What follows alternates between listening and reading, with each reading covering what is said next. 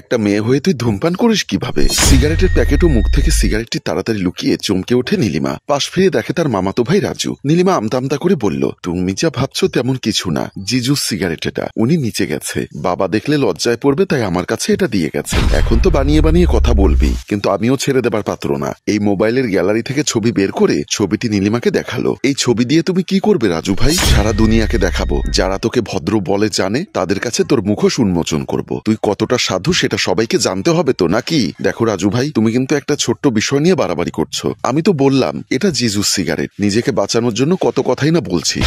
আমি এখন যাই, নেট ফুরিয়ে গেছে, আগে নেট কিনবো, তারপর তোকে সবার সামনে তুলে ধরবো, দুদিনে তুই সেলিব্রিটি হয়ে যাবি। ভাবতে পারিস বিষয়টা? রাজুর এমন আচরণ সবসময় নীলিমাকে কষ্ট দেয়। নীলিমা ছোটখাটো ভুলগুলো সবার সামনে তুলে ধরে সবসময় ওকে অপমান করতে চায়। এই তো এখনকার ঘটনাই দেখলেন। নীলিমার জিজু মানে নীলিমার বড় আপু ফারজুর বর সোহেল আর নীলিমা বেলকনিতে বসে গল্প করছিল। এমন সময় শ্বশুর মহাশয়ের ডাক পড়ে। সোহেল বলল, এ বাবা, কাম সারছে, তোমার বাবা ডাক দিছে। এই সিগারেটের প্যাকেট কি করব?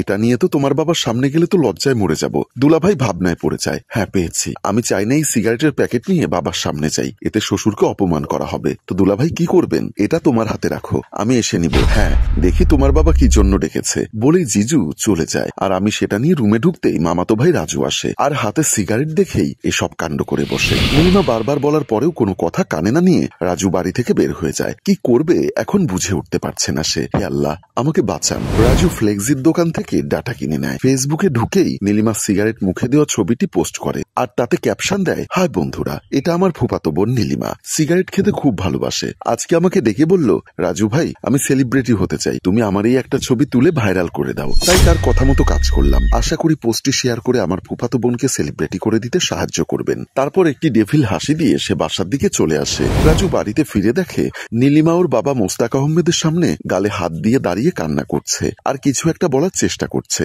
কিন্তু মোস্তাক আহমেদ বলছেন, তোমাকে মেয়ে বলতে আমার ঘৃণা হচ্ছে, শহরে পড়ালেখা করতে পাঠিয়েছি, ভেবেছি মানুষের মতো মানুষ হবে, কিন্তু না, তুমি তো ছেলেদের ক্যারেক্টার নিয়ে বসে আছো। নীলিমা কান্না করতে করতে বলতে লাগলো, বাবা তুমি যা ভাবছো তার কোনো সত্যতা নেই। কিসের সত্যতার কথা বলছিস তুই? একটা মেয়ে হয়ে সিগারেট খাওয়ার ছবি ফেসবুকে পোস্ট দিয়েছিস কিভাবে? বাবা আমি কিছুই করিনি, যা করেছে সব রাজু ভাই। মোস্তাক আহমেদ নীলিমার গালে আবারও একটা চট দিয়ে দিল। দোষ করবি নিজে আর দোষী করতে চাইবে আর একজনকে, দূর হয়ে যা আমার চোখের সামনে থেকে। নীলিমা একবারও জিজুর দিকে তাকালো, যার অর্থ, জিজু আপনার সম্মান বাঁচানোর জন্যই তো আমি সিগারেটটা নিয়েছিলাম, কিন্তু এই ছোট্ট বিষয় নিয়ে কি একটা হয়ে গেল দেখুন। আপনি তবে সব জানেন, বাবাকে কিছু একটা বলুন, কিন্তু একজনের চোখের ভাষা আরেকজন বোঝে কিভাবে? নীলিমা এবার রাজুর দিকে ঘৃণার দৃষ্টিতে তাকিয়ে নিজের ঘরের দিকে কান্না করতে করতে দৌড়ে চলে গেল। নীলিমার বড় বোন নীলিমার দরজার সামনে এসে নীলিমা নীলিমা বলে দরজা ধাক্কাতে থাকে। অনেকক্ষণ দরজা ধাক্কানোর পর নীলিমা দরজা খুলল। দরজা খুলে আপুর বুকে ঝাঁপিয়ে পড়ে কান্না করতে লাগলো নীলিমা।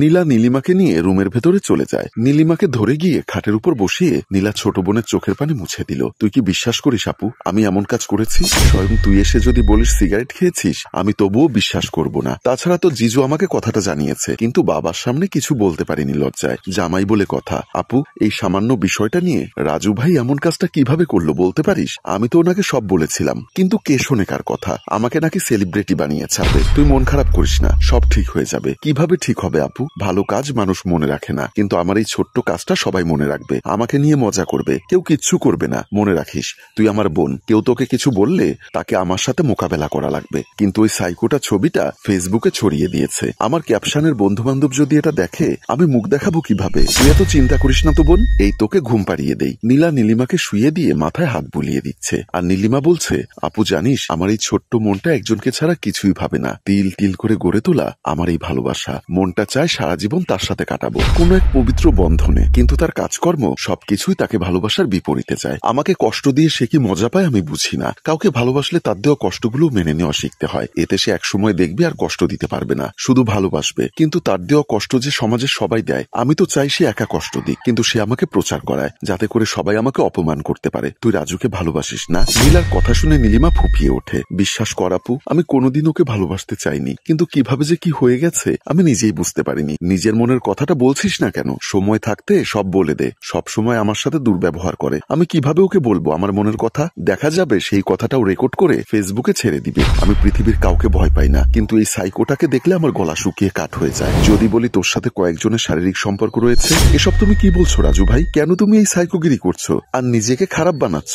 আমি কোনো সাইকোগিরি করছি না, দিস ইজ মাই ক্যারেক্টার, যেটা থেকে আমি বের হতে চাই না। একটা মেয়েকে এ ধরনের বাজে কথা বলার শাস্তি কি নিশ্চয়ই তোমার জানা আছে। আমাকে পুলিশে দিবি? ওকে, দেখবো কেমনে পারিস আমাকে পুলিশে দিতে। সকালে অমন একটা কাণ্ড করেছো রাজু ভাই, বারবার কিন্তু আমি ছেড়ে দেবো না বলে দিচ্ছি। তুই কথা না ঘুরিয়ে বল, কয়টা ছেলের সাথে তোর শারীরিক সম্পর্ক রয়েছে? রাজু ভাই বলেই গায়ের সমস্ত শক্তি দিয়ে রাজুকে থাপ্পড় দিল নীলিমা। নিজের অধিকারের গণ্ডি পার করতে এসো না। গণ্ডির কি দেখেছিস তুই? আমি এখন এমন কাজ করতে পারি যা ভাবলে তোর অজ্ঞান হবার মতো অবস্থা হবে। যে বুকে তোমার নামের ফুলগুলো ফুটে রয়েছে তার ভেতর কেন তুমি বারবার কাটার আঘাত করো? আমারও তো একটা মন আছে, আমিও তো তোমার মতোই একটা মানুষ, আমারও যে কষ্ট অনুভূত হয়। প্লিজ রাজু ভাই, দোহাই তোমার, আমাকে আর কষ্ট দিও না। সকালে জিজু সিগারেট ধরে রাখা নিয়ে আমার সম্মানের অর্ধেক তো শেষ করেই দিয়েছো, আর কত কষ্ট দিবে তুমি রাজু ভাই? নীলিমা রাজুর সামনে হাঁটু গেড়ে অনুনয় করতে লাগলো আর কান্না করতে লাগলো। কষ্ট? আমি তোকে কখন কষ্ট দিলাম? তুমি যেগুলো করো ওগুলো কি আমি আবার কি করলাম? না রাজু ভাই, তুমি কিচ্ছু করনি। নীলিমা এখন রাজুর সাথে তর্কে জড়াতে গেল না, বেশি তর্কে চলে গেলে আবার রাজু কি না কি করে বসে তার ঠিক ঠিকানা নেই, তাই চেপে গেল। বসা থেকে উঠে আবার রাজুকে বলল, জানো রাজু ভাই, কিছু অনুভূত হয়েছে যেগুলো প্রকাশ করতে মন চায়। ওভারলোড জিনিসটা বোঝো তো, সেই অনুভূতিগুলো ওভারলোড হয়ে গেলে বের করে দিতে হয়। আমি সেগুলো যে আর চেপে রাখতে পারছি না, কিন্তু তোমার এই ভিলেনগিরি সবসময় আমাকে বাধা দেয়। তোমার নামের ফুলগুলো কি কোনোভাবেই পূর্ণতা পাবে না? আমার নামের ফুল মানে? রাজুর কথায় থতমত খেলো নীলিমা, মুখ ফসকে কি নাকি বলে ফেলেছে। এক্ষুনি কথা ঘুরিয়ে নিতে হবে, তা না হলে রাজু যদি নীলিমার কথার মানে বুঝে যায় তাহলে হয়তো ওকে আরো বড় বড় কষ্ট পোহাতে হবে, যার কোনো কিছুই নীলিমা চায় না। তাই কথার মোড় ঘুরানোর জন্য বলল, তুমি আমার মামাতো ভাই, তোমার প্রতি আমার একটা মায়া আছে না, সেটাই ফুলের মাধ্যমে ব্যাখ্যা দিলাম আর কি। আমি বুঝিনি, আমাকে ভালো করে বোঝা, অন্য কোনো দিন বোঝাবো রাজু ভাই। আমি এখন নিচে যাই, কিন্তু আমার প্রশ্নের উত্তর দিসনি তুই। নীলিমা বের হয়ে যায় রুম থেকে। নীলিমা বের হতে যাবে বাড়ি থেকে, তখনই রাজু পেছন থেকে এসে নীলিমার হাত ধরে হ্যাচকা টান দিল। নীলিমা নিজেকে সামলাতে না পেরে রাজুর বুকে গিয়ে আছাড় খেলো। নীলিমা এখন রাজুর বুকে। নীলিমা সবসময় চায় রাজুর বুকটাতে বাসা বাঁধতে, যে বাসা কোনো ঝড় তুফানেও ভেঙে যাবে না, কারণ রাজু তার ভালোবাসা দিয়ে নীলিমাকে আগলে রাখবে।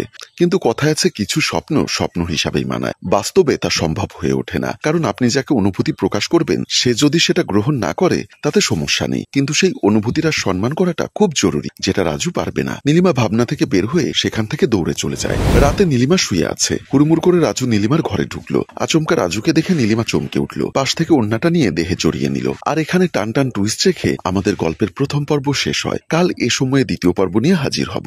সম্মানিত ভিউয়ার্স, ভিলেনগিরির এই রহস্য উন্মোচন করতে কমেন্ট করুন দ্বিতীয় পর্বের জন্য। মনে রাখবেন, গল্পের বেশি ভিউজ ও শেয়ার না হলে আমরা গল্পের দ্বিতীয় পর্ব নিয়ে আসি না। গল্পটির ভাবনা ও পরিচালনায় হাশেম রাজু, চিত্রগ্রহণ শিহাব ও শাকিল, প্রযোজনায় মঞ্জুর মোর্শেদ মিউজিক প্লাস। গল্পটি ভালো লাগলে লাইক, কমেন্টস ও শেয়ার করে দিন। ধন্যবাদ।